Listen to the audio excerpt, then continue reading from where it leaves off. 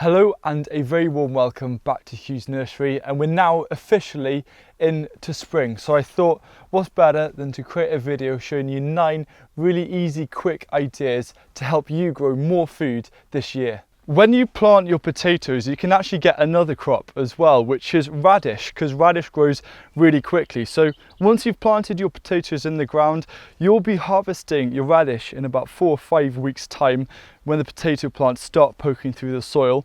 Or you could also take a bit of a risk and plant turnips in between the rows, because those will be ready in about 6 to 8 weeks.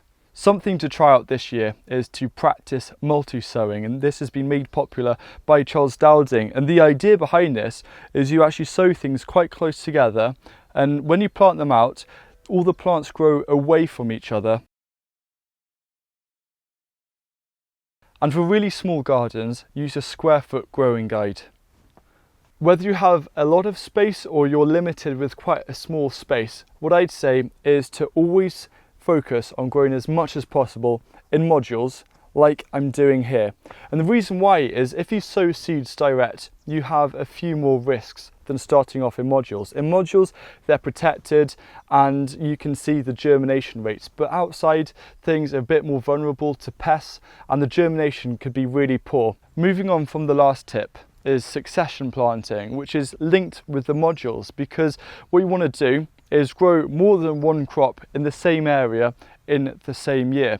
So the idea with succession planting is to start things off in modules, and as soon as you harvest something, you will then transplant something else in its place. And you don't have that month or so where the seed needs to germinate and have that extra development. So effectively, you're adding an extra month on to the end of the growing season for the other crop to mature. So a very quick example is when I harvest the last of my broad beans, I'm then going to be transplanting leeks in the place.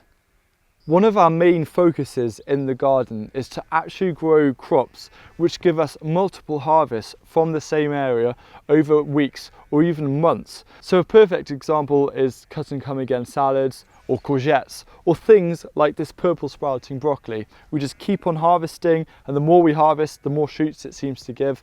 And also kale, we've been harvesting this kale all through the winter, but what's fantastic about kale is that it also gives you multiple different harvests, because you can see these flower heads here, you can eat just like purple sprouting broccoli.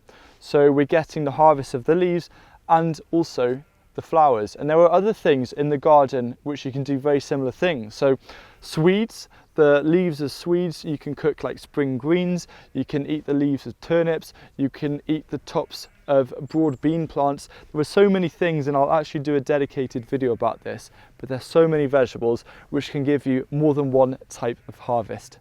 One of the easiest ways to grow more food is by focusing on things which you know grow really well in your climate and in your garden. So for example, we know that leeks tend to grow really well, and statistically we'll get a lot more problems and failures with growing onions in our climate. So rather than growing things which have a higher risk like onions, we should grow more things like leeks and kale and other things like that which grow really well and in the end will give us more food.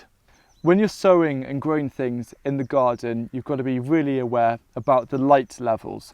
So things like these leafy greens, so I've got Swiss chard here, but other leafy greens include spinach or lettuce or kale. These will grow really well in partial shade. So what you should do is prioritize these leafy greens to grow in the shadiest parts of the garden. So everything else which really likes sun, for example potatoes, are going to thrive a lot better. And the fact that they thrive a lot better in the sun will mean that you'll get better harvests as well. Something to try out this year is to really be on the lookout for bolt resistant varieties, especially of salads. So it's always such a shame when you've got lettuce in its prime and then it begins to bolt because it is too hot. So look out for bolt resistant varieties, because these will give you longer harvests as they'll obviously be more resistant to the hot weather.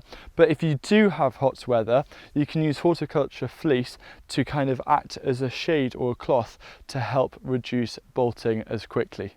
I really hope that those quickfire ideas have come in useful and that you can even use one to help you grow a bit more food. And I'm just going to give you one really quick bonus tip, and this is if you have a lot of compost or a lot of spare manure, around July time, July or August, just apply an inch layer or a 2 centimetre layer of compost material just over the top, like a little blanket, on all of your raised beds, and this will just give a really nice boost of fertility and give you better harvests. So thank you very much for watching this video. If you have any ideas or any questions, please do let me know in the comments. And also, I now have signed copies of my book Veg in One Bed now available, and there's a link to my shop in the video description. So thanks again for watching, and see you again very soon. Goodbye.